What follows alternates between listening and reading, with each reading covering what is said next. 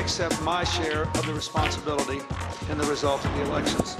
If you look at race by race, it was close. The cumulative effect, however, was not too close. It was a thumping. I'm not recommending for every future president that they take a shellacking like I did last night.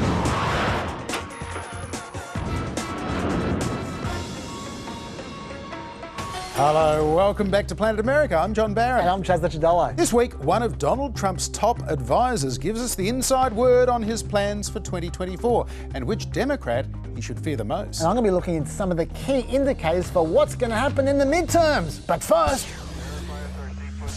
And first this week, to the aftermath of one of the biggest storms ever to hit the United States, the slightly innocuous-sounding Hurricane Ian. The Category 4 storm crossed the southwest coast of Florida on Wednesday afternoon local time with sustained winds in excess of 240 kilometres per hour being recorded at Fort Myers Beach, making Ian the equal fifth strongest storm ever to hit the US. Initial estimates put the damage bill in the tens, even hundreds of billions of dollars. And President Biden, who's touring affected areas in Florida later this week, called for Americans to show unity in the face of what he described as substantial loss of life. Times like these, Americans come together. They put aside politics. They put aside division. And we come together to help each other. The approach of Hurricane Ian also saw the final public hearing of the January 6th committee delayed. Clearly, they didn't want to lose their news cycle.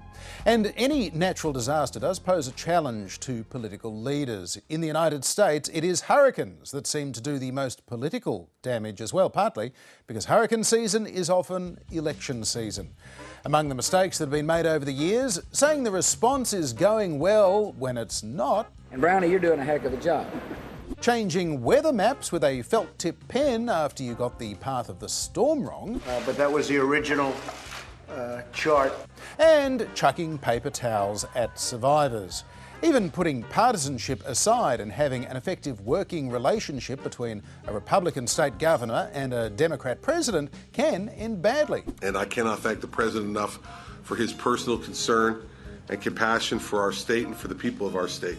That helped Barack Obama win re-election in 2012, and some Republicans never forgave Chris Christie for being so nice to him, scuttling his own presidential ambitions. So there was a lot of interest in what would happen this week when Hurricane Ian hit. Florida's Republican Governor Ron DeSantis is up for re-election this November and very seriously eyeing a presidential campaign in 2 years. So would he look like a potential commander-in-chief? Well, he started well enough. So we just ask people for their thoughts and their prayers.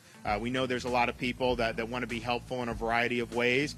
Although in the aftermath, DeSantis was maybe sounding a little bit more like a police chief than a commander-in-chief. We are not going to allow lawlessness to take advantage of this situation. We are a law and order state, and this is a law and order community. So do not think that you're going to go take advantage of people who've suffered misfortune, rob them, or commit criminal offenses. To be fair, hurricanes are often associated with crime. One study recently found that hurricanes increase crime by 35%, particularly aggravated assaults, break-ins and shootings, although it does seem to be more during the storms rather than after the storms. Regardless, crime is definitely a key issue in this year's midterms, and last I checked, Ron DeSantis is running for re-election, so no surprise he's talking about crime. Yeah, absolutely. Most of the criticism so far has been aimed at Lee County officials who delayed evacuation alerts, leaving it just too late for some residents to escape. So far, Ron DeSantis has been standing by those local officials. President Joe Biden, meanwhile, also faced a big political risk. If he flubbed the federal response like George W. Bush did after Hurricane Katrina, it could remind voters about his other missteps. For Bush, it was the failing war in Iraq. For Biden, the chaotic withdrawal of forces from Afghanistan last year, inflation, immigration, all of this within weeks of midterm elections. So far, the state and federal authorities seem to be working pretty well. But the politics is never very far away, Chaz. Yeah, there's always a bit of tension. For example, as the hurricane was advancing towards Florida, the media asked Ron DeSantis if he'd received the traditional call the president usually tends to make to the governor of the disaster state. This is what he said. Governor, have you spoken with the president yet about I have not. I've spoken with Administrator Criswell. They approved our pre-landfall declaration, which we're thankful for. Okay, so he's playing straight back there, but then the next day it came out that Biden had been racking up the phone calls. He'd called 2 Democratic mayors in Florida. He'd called a Republican mayor in Florida as well. He seemed to have spoken to everybody except for Ron DeSantis. Now, the media picked up the scent of blood there, so they peppered the press briefing with questions about this, drawing out lots of non-answers like this. He's made conversations with the mayors, so is there any reason why not the governor? Again, we have a strong team that's in place supporting the governor right now, working side by side with him and his staff.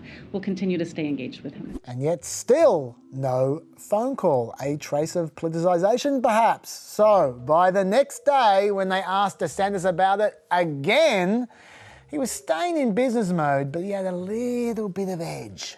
So I have not personally spoken with the president, but the FEMA has approved our pre-landfall request. You know, I'm happy to brief the president if he's interested in hearing what we're doing in Florida. You know, my view on all this is like, you got people's lives at stake, you got their property at stake, and we don't have time for pettiness. We got to work together to make sure we're doing the best job for them. So my phone line is open, and we're happy. No time for pettiness, and that was when Biden finally decided to cauterize the wound, and he finally called DeSantis. In the end, it didn't really matter. It sounds like a bit of a beat up when I talk about it now, but it is silly things like that, where if the president isn't careful, the narrative spins out of control and then they end up in one of John's montages in a few years' time. By the way, there is another hurricane-related controversy right now involving Kamala Harris, which is taking some paint off her at the moment, and it's also 100% malarkey. And I'll tell you why in the Off the Planet Extra on iView, YouTube and Facebook a little later on. So, the good news so far for Joe Biden is the federal response seems to be running smoothly. The bad news is, though, he still managed a gaffe this week that raised questions about his competency and even his mental acuity. And I want to thank all of you here for including bipartisan elected officials like Representative Governor, Senator Braun, Senator Booker, Representative Jackie. Are you here? Where's Jackie? I didn't think she was going to be here. Trouble was, Jackie wasn't there because Republican Indiana Congresswoman Jackie Walorski was killed in a car crash today. 3 others were also killed in that crash in northern Indiana. That was 2 months ago. So why did Joe Biden say this last week? Representative Jackie, are you here? Where's Jackie?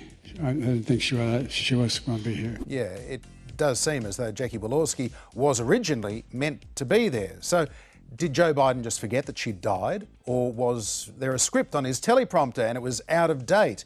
It did look like he was reading that list of names and then maybe got confused when he saw hers there. White House Press Secretary Karine Jean-Pierre was asked about it and, frankly, she was pretty unconvincing. The president appeared to look around the room for an audience member, a member of Congress who passed away last month. He seemed to indicate she might be in the room. The president was, as you all know, you guys were watching today's event, a very important event on food insecurity. The president was naming the congressional champions on this issue and was acknowledging her incredible work. Now, as to whether he's getting forgetful or not, Chaz, we've known for decades, literally, that Joe Biden is a gaffe machine and he is about to turn 80. Fairly or not, that means that it's not just conservatives and the far-right media that are asking questions now. Oh, absolutely not. That press conference was filled with questions. And honestly, I think this is partly the administration's fault, to be honest. Stop being so defensive. We all know that Biden has senior moments by now. Just own them. Ronald Reagan never got defensive about his age and people were okay with it. He used to make jokes about it. Absolutely. But whereas, by contrast, this attempt to spin from Karine Jean-Pierre was one of the worst I have ever seen. Of course, she was on his mind. She was of top of mind. Jackie, are you here? Where's Jackie? She must not be here. No, I totally understand. I just explained she was on top of mind. If the late Congresswoman was top of mind for the president and her family was expected to be here and that's what he was thinking about, why was he looking for her? I'm not trying to be snarky here. No, I mean, and I'm... No. You were saying and what he said there. And again, I think people can understand. I think the American people out there who, watch the briefing from time to time, maybe at this moment, will understand when someone is at top of mind. I wanted to return to this question of the Congresswoman, and I think we all totally get why she's top of mind. you've made that case pretty effectively. But I think the confusing part is why, if she and the family is top of mind, does the president think that she's living and in the room? I don't find that confusing. I mean, I think many people can speak to sometimes when you have someone top of mind. I mean, I have John Lennon top of mind just about every day, but I'm not looking around for him anyway. When you sign a bill for John Lennon as president, then we can have this conversation. Okay. That went for like 15 minutes. Wow. That is the kind of presser that turns a few funny gaffes into a major narrative, which this now is. Yeah, and this is the kind of thing that is going to be weighing on plenty of Democrat minds as Joe Biden weighs whether to run for president again in 2 years. On that though, Chaz, a Morning Consult poll this week actually found 59% of Democrats want Biden to run again, and that's up from 51% in the middle of the year. The same poll looked at a Biden-less primary, and it's interesting too. If Joe Biden does not run again, Vice President Kamala Harris has more than double the support of second place Transport Secretary Pete Buttigieg, although she is down 5 points this year. In third place, Representative Alexandria Ocasio-Cortez, ahead of Senator Elizabeth Warren and California Governor Gavin Newsom. What would be confusing for Democrats, though, is if we look at that Morning Consult poll again that you just cited, do Democrats believe Biden should run for president in 2024? Like you said, 59% said yes. But the very same week, Washington Post put out a poll where they asked if Democrats would like to nominate Biden to run for president in 2024, or would they like to nominate someone else? And only 35% of Democrats picked Biden. That is a very big difference between the two results. So I emailed friend of the show and polling expert Larry Sabato to ask what was going on. And he said the difference between the two results was explained by wording.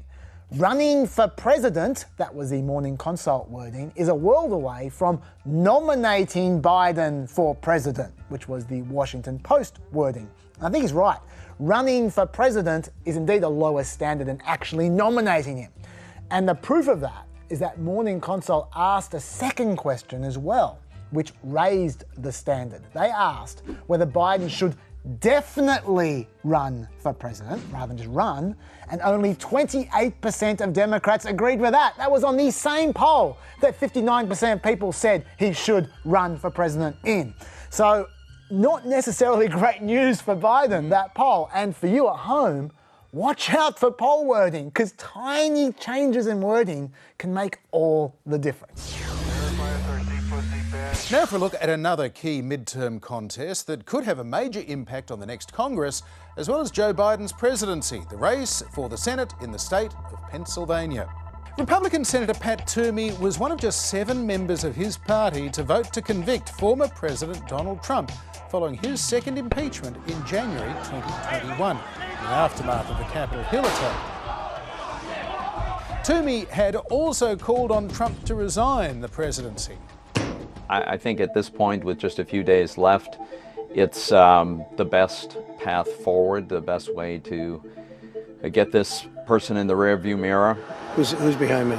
Toomey already announced that he would not be running again for the Senate, leaving a wide open race. And Trump was certainly not in the rearview mirror, endorsing Republican Sean Parnell as Toomey's successor. Trump praised Parnell's views on border policy, gun rights, and energy. But then Parnell's wife testified that the Republican candidate choked her and hurt their children, but Parnell denies those allegations under oath. Parnell ended his campaign clearing the way for this guy. The #1 miracle in a bottle to burn your fat. C. buckthorn, alpha cyclodextrin, miracle pill, miracle berry. Brand new miracle. Do you believe that there's a miracle pill out there? There's not a pill that's going to help you long-term lose weight and live the best life without diet and exercise. That is Dr. Mehmet Oz, a 62-year-old cardiothoracic surgeon who came to fame as a regular on the Oprah Winfrey Show. My friend and mentor, Oprah Winfrey. It's like my son grew up. But a 2014 study found around half of the medical advice that Dr. Oz gave was baseless or wrong. And more recently, he gave a lot of airtime to some very bad science. It was 1,061 patients that were treated early with hydroxychloroquine. That's the malaria drug we've talked about. Turns out Dr. Oz owns stock in the company that supplies hydroxychloroquine. Still, That's no problem winning the support of you-know-who. He is going to be a phenomenal representative for Pennsylvania. You got to vote him in. Pennsylvania needs a conservative who will put America first. One who can reignite our divine spark, bravely fight for freedom, and tell it like it is. That's why I'm running for Senate. But after a narrow Republican primary win, which made Mehmet Oz the first Muslim American nominated for a Senate seat by either major party, the doctor has struggled. Polls are showing Oz trailing Democrat John Fetterman, who campaigned alongside President Biden on Monday night in Pittsburgh, slamming Oz as an outsider. How many homes does Dr. Oz have? 9, 10, 11? That is the Democratic Senate candidate John Fetterman, the Lieutenant Governor of Pennsylvania. He is 53 years old and the former mayor of the small town of Braddock. Fetterman is a supporter of Democratic Socialist Bernie Sanders and has taken a number of populist left-wing positions, including a push to legalise marijuana. The war on drugs needs to stop, and we need to legalize weed across this country. But his campaign soon hit a hurdle. He says he was feeling unwell last week, the exact symptoms unknown right now, but the campaign says he suffered a stroke caused by a blood clot, likely triggered by his heart beating in AFib, which usually means a rapid, sometimes chaotic heartbeat. Fetterman won the Democratic primary 4 days after his stroke, but was taken off the campaign trail for 3 months. He still has lingering symptoms, sometimes jumbled speech, and problems understanding what he's hearing, although his campaign insists he is fit to serve if elected. Fetterman so far refusing to debate Oz after suffering a stroke in May. John Fetterman is either healthy and he's dodging the debates because he does not want to answer for his radical left positions, or he's too sick to participate in the debate. Can you even imagine that if you had a doctor that was mocking your illness? I'm glad Fetterman's healthy, so we can worry less about his heart and his hoodie and more about the crazy leftist ideas in his head. Dr. Oz's medical and television career has made him very wealthy. His net worth is over $100 million, maybe as high as $500 million. And so he tried to shake off claims that he's a rich carpetbagger by showing his everyman side at the supermarket. Guys, that's $20 for crudité, and this doesn't include the tequila. I mean, that's outrageous. And we got Joe Biden to thank for this. And John Fetterman hit back. In PA, we call this a veggie tray. And if this looks anything other than a veggie tray to you, then I am not your candidate. My wife wants some vegetables for crudité. And I'm serious, Dr. Oz doesn't even know the name of the grocery store that he's in. It's true, Dr. Oz did call the Wegmans grocery store Wegners. Thought I did some grocery shopping, I'm at Wegner's. Not a huge gaffe, maybe, but reminding voters that he is actually from New Jersey, not Pennsylvania. And when Fetterman made a tentative return to the campaign trail in August, the polls gave him a double-digit lead over Dr. Oz. But in recent weeks, things have been getting closer. This race between a Trumpy TV doctor and a left-wing stroke survivor is certainly one to watch.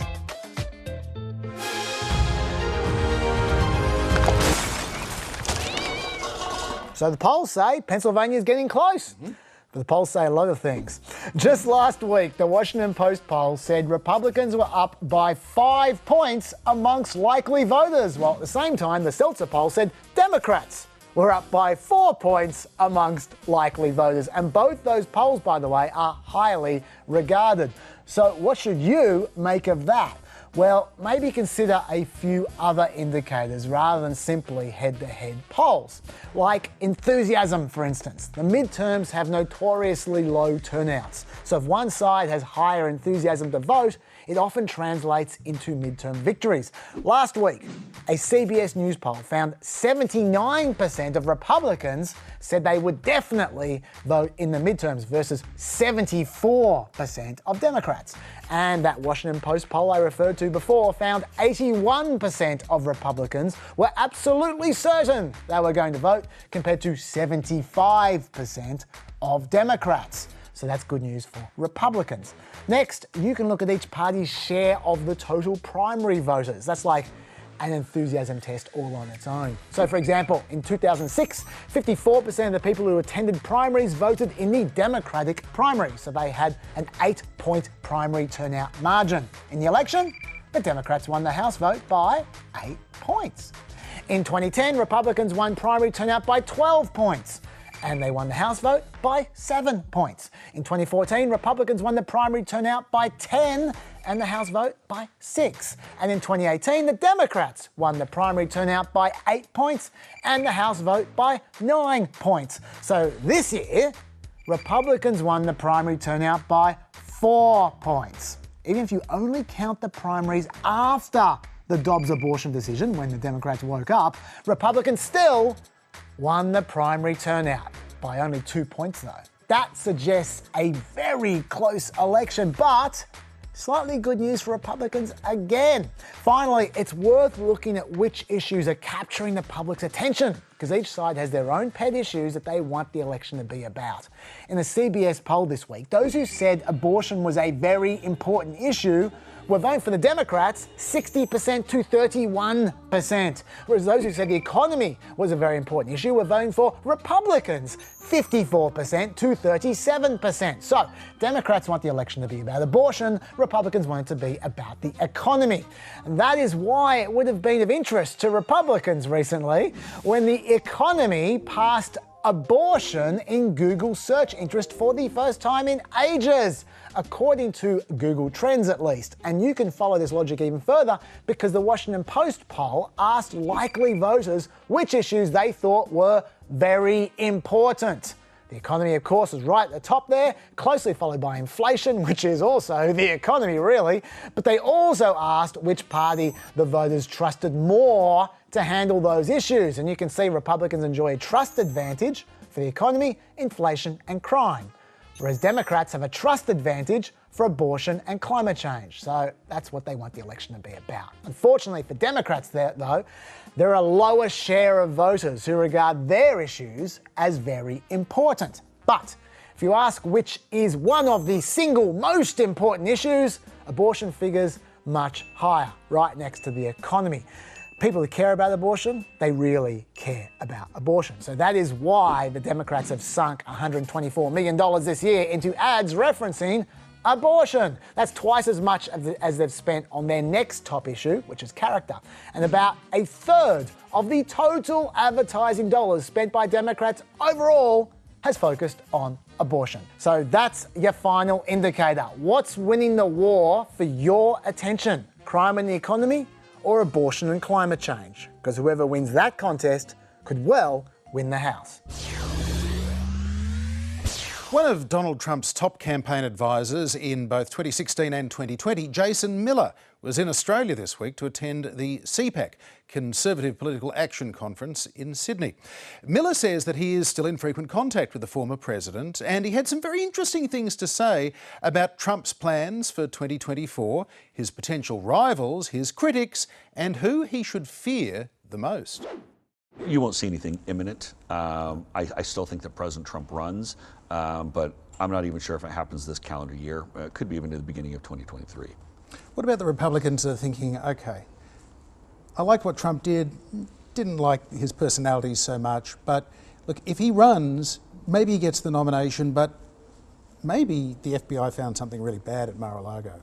Do we have to hedge our bets? Do we need to have Ron DeSantis or somebody else running as a sort of an insurance policy? DeSantis will run in 2024. Regardless of what Trump does, DeSantis is very much an alpha. He's going to charge ahead. I used to do work with DeSantis as well, so I know the man quite well. He's running. There's no doubt about it. I think that for people not named Trump, he starts as a prohibitive front runner because many people are enamored by the idea of Ron DeSantis. They don't necessarily know Ron DeSantis, but they look and say, here's a conservative leader who is not getting beaten up by the legal challenges and the DOJ and all these different things. So DeSantis is a powerhouse. But with regard to Trump, if you look at the head-to-head matchups with Joe Biden right now, many of them Trump's either tied or leading, but the key indicator is that Biden is under 45 in a lot of these. And when you have an incumbent who is below 45, that's real problematic. Here's the thing that I think happens. Trump and Biden need each other. Trump wants to run against Biden because he's Sleepy Joe. Guys, I told you all this stuff was going to happen. Everything I predicted has come true. So put me back in and we'll have cheap gas and we'll get inflation under control. China will knock it off. Putin will knock it off. We'll be in good shape. Biden needs Trump. I think if Trump doesn't run, I think Biden ultimately doesn't run. And because Biden will say... And vice versa? Biden runs if Trump runs? Well, and yes. In fact, that's why I told President Trump, you need to get out and announce sooner rather than later because you want Biden. What you don't want is an unknown where people can say, I have a negative opinion of both candidates, but I'm going to go with the new guy. What you want is to have the rematch from before, because then people will say, you know what, we made a mistake last time, let's go back to Trump. It's going against the grain, but right now, who should be the Democrat that Donald Trump would fear the most? Obviously, Biden beat him once. But who's that? Is there somebody out there, one of the governors maybe? So this is a bit counterintuitive, but I would say Gavin Newsom from California. Now, Gavin Newsom is I'm obviously a right-of-center guy. Gavin Newsom is totally crazy, hardcore progressive, younger guy, figuratively speaking, good-looking, can raise a ton of money. He's a fighter, strong convictions. I disagree with him on everything politically. He's a really good candidate. I think someone like that who the fear isn't just that he comes in with some of these qualities, but if he were to get in, look, Joe Biden would be an imitation, a complete poser when it comes to progressive politics. Gavin Newsom would put the pedal to the metal and take the country into real dangerous territories. When considering Donald Trump's possible return to the White House, or at least as the Republican nominee, I can't help but note some of the character references and the quotes that we've heard from former Trump staffers. John Kelly referred to Donald Trump as unhinged and a fascist, according to Maggie Haberman's new book. Another former chief of staff, Reince Priebus, said he's an idiot. Dumb as shit, says Gary Cohn, former economic advisor. A dope, says H.R. McMaster. A moron, says Rex Tillerson, the former Secretary of State. There's a kind of a theme developing here. Interestingly, though, John Bolton, friend of the show, says Donald Trump not fit for office. And Stephanie Grisham, erratic, delusional, narcissist. Now, you hear a lot of things about Biden and Obama and Clinton and Bush. You've heard all those critiques, but you don't hear all these people that work very closely with them saying, this person is stupid, unfit, narcissistic. You wouldn't employ somebody who came with character references like that, would you? So, a couple things on that. First of all of the people that you named all have a common characteristic. They worked for Donald Trump very closely. Hold on. They were fired, or they were run out, or they weren't listened to, or Trump was saying the same thing about them. So there's a big, you have to really qualify that and understand what's going on. So here's the mistake that President Trump... what if those assessments are kind of true? What are they getting at? Because there's a common theme there. Hold on. So so I'm a close ally. If he runs, of course, I'm going to support him and be with him. I want him to be the next president of the United States.